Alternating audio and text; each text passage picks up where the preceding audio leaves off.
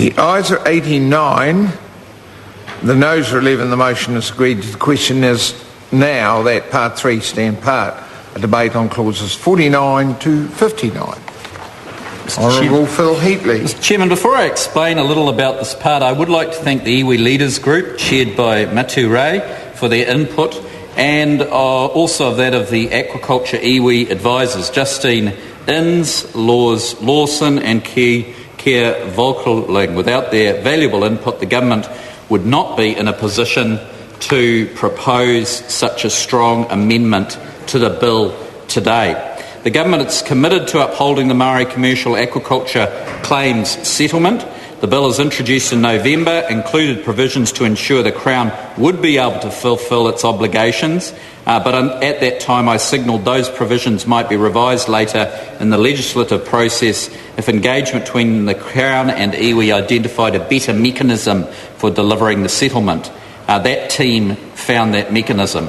The new provisions introduced by supplementary order paper are the outcome of a process of engagement and consultation over several months. The proposed mechanism is the best possible compromise between the preferences of iwi and those of the Crown.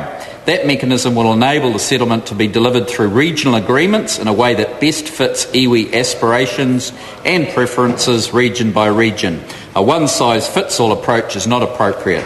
The new provisions provide the flexibility for regional agreements to deliver on the Crown's commitment as new space becomes available for marine farming over time.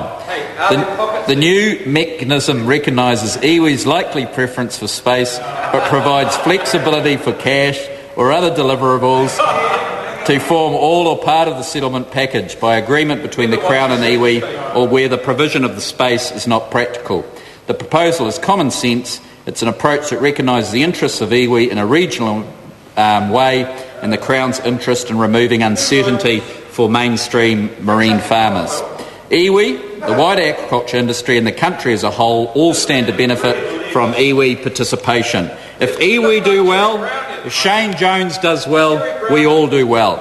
In addition to the amendments, I have already indicated I have tabled an additional minor technical amendment to supplementary order paper 277. Shane Jones. Honourable.